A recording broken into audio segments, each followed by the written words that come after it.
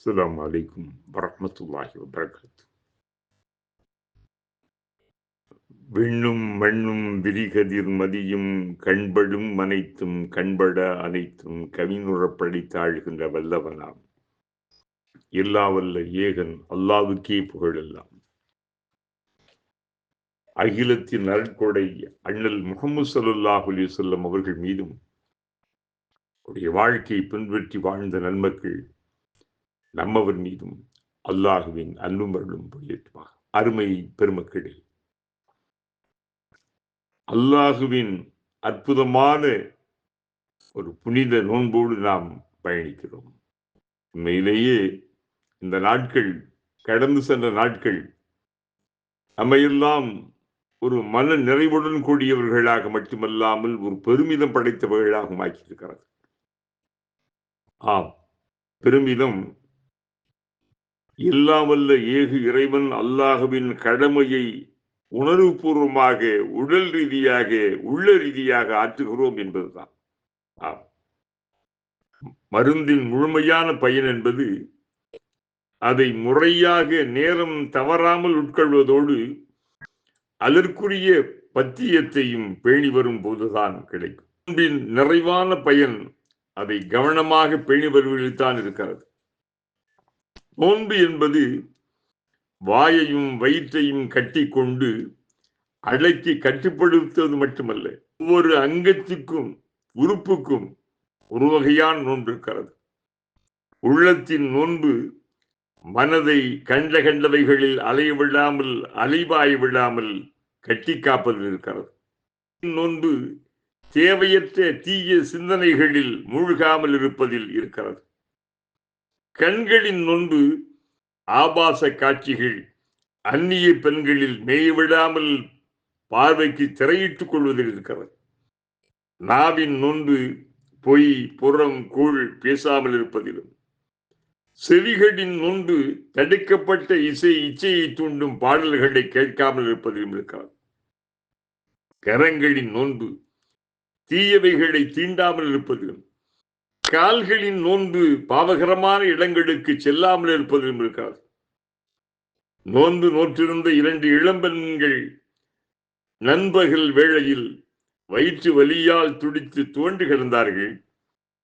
உயிருக்கு ஊர் ஏற்படும் அளவிற்கு அவர்களின் நிலை பரிதாபமாக இருந்தது. குறித்து இறை தூதரிடம் முறையிடப்பட்டது. அப்போது திருநபி அவர்கள் 2 பாத்திரங்கள் கொடுத்து அவைகளில் அப்பெண்களை வாந்தி எடுக்குமாறு சொல்லுங்கள் என சொன்னார். இரத்தமும் சதையுமாக வாந்தி எடுத்தனர் அந்த பெண்கள். ஹலாலான உணவை உட்கொண்டுதான் சகர் செய்தார்கள். ஆனால் பின்னர் விட்டவர்களின் இறைச்சியையும் அவர்கள் புசித்து விட்டார்கள். ஆம், பிறரை பற்றி பெண்கள் புறம் பேசிவிட்டனர் என பெருமானார் அந்த காட்சிக்கு விளக்கம் தந்தார். சஹாபாக்கள் திடுக்கிட்டனர். நாமும் அறிந்திடும் நிலை இது. நோன்பு நம்மீது கடமையாக்கப்பட்டதன் லட்சியமே இறையச்சமுள்ளவர்களாக ஆக வேண்டும் என்பதற்காகத்தான். நோன்பாக அமையும் போதுதான் இலட்சியம் நிறைவேறும்.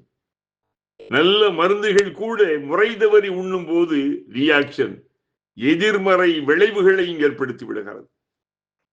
நோன்பாளிகளில் எத்தனையோ பேர் தமது நோன்பினால் பசி, தாகத்தை தவிர வேறு எதையும் அவர்கள் அடைவதே இல்லை என்றார்கள் இறை தூதர். எத்தகைய சிந்தனைக்குரிய நெய்மொழி கவனித்தீர்களா? நோன்பிருக்கும் நல்லவர்களே, மாண்புமிக்க நோன்புக்குரிய பண்புகளை நன்கு பேணுங்கள்.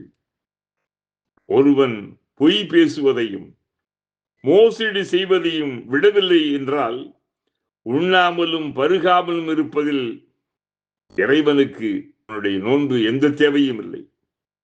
நோர்க்கும் நோன்பு மனிதனை புனிதப்படுத்த வேண்டும். அவனுள் படிந்திருக்கும் பாவக்கரைகளை கழுவி துடைத்து அகற்ற வேண்டும். கிளர்ந்தெழும் தீய உணர்வுகளை அடக்கி அழித்து வேண்டும். தூய ஒளி உள்ளத்துள் பரவி உலகெங்கும், அந்த உடலெங்கும் இறையச்சம் பெருகிட வேண்டும். மொத்தத்தில் அவர் முத்தகீனாக, இறையச்சம் மிகுந்தவராக அவர் ஆக வேண்டும். அழுக்கை போக்காத சோப்பினால் யாது பயன்? அப்படி தோய்ப்பதிலும் அர்த்தமில்லையே. தீமைகளை தவிர்க்க முன்வராதவரின் நோன்பு, அவரின் முந்தைய போக்கில் நல்ல மாற்றத்தை ஏற்படுத்தாதவரின் நோன்பு வெறும் பட்டினி தாகத்தை தவிர வேறில்லை. இந்த நோன்பு இறைவனுக்கும் தேவையில்லை. ஏற்றாத மருந்து தேவையற்றது. அழுக்கை போக்காத சோப்பு அனாவசியமானது. ஆக அன்பு நெஞ்சங்களே, அல்லாஹுக்காக நோன்பு இருக்க ஆர்வத்தோடு முன் வந்து விட்ட நாம் அதை பேணி காப்பதில் முன்னிற்க வேண்டும். சகர் உணவு உண்ணுங்கள், ஏனெனில் அது சிறிதளவாயினும் அதில் பரக்கத் இருக்கிறது, இறைவனுடைய அருள் இருக்கிறது என்றார்கள் பெருமாள். சகர் நேரத்தில் உண்ணும் உணவுக்குத்தான் இத்தனை சக்தி இருக்கிறது. நான் உண்ணுவதோ மிக மிக குறைவு. ஆனால் உணவுக்குள்ள வலிமையும் மகிமையும் அந்த பகல் முழுவதின் பசியையும் தாங்கச் செய்கிறது. தாழ 13-14 மணி நேரத்திற்கு வித பசியோ தாகமோ ஏற்படாமல் இருக்க செய்கிறது. இங்கு நாம் சிந்தித்து பார்க்க வேண்டும். இந்த உணர்வுகள் எல்லாம் இந்த அளவுக்கு மகிமை தருகின்ற இந்த நோன்பு நாம் நோக்கின்ற பேற்றை பெற்றிருக்கிறோம். இனிய பெருமக்களே, நம்முடைய வாழ்க்கையில் பெற்ற மிக பெரும் பேறு புனித நோன்புகளை நோற்பதும் பேணுவதும் தான். இதன் மூலமாக நம்முடைய மனங்களில் நல்ல மாற்றங்களும், நம்முடைய பார்வை, பேச்சு, எண்ணங்களில் தூய உணர்வுகளும் ஏற்படுவதுதான் மிக முக்கியம். மூலமாக நம்மிடத்திலே பரிவும் மனித நேயமும் அன்பும் மற்ற உயிர்களை மதிக்கின்ற பண்பாடுகளும் நமக்கு இடையிலே வந்து விடுவதுதான். அத்தகைய ஒரு மகத்துவத்தை எல்லாம் வல்ல இறைவன் அருள வேண்டும்.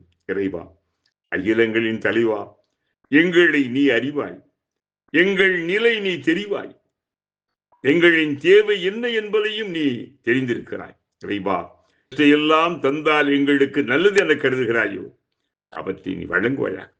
எந்த நிலையிலும் உன்னுடைய நெருக்கத்தில் இருந்து தூரப்படுத்தி விடாது இறைவா. உன்னுடைய பாவங்களை மன்னிப்பாயா. புனித நாட்களிலே நாங்கள் இருக்கின்றோம் இறைவா. இந்த புனித பேற்றை எந்நாளும் எங்களுக்கு தருவாயாக. பிரஹ்மதிக்கு யா அர்ஹமர் ராஹிமீன். அஸ்ஸலாமு அலைக்கும் வரஹ்மத்துல்லாஹி வபரகாத்துஹு.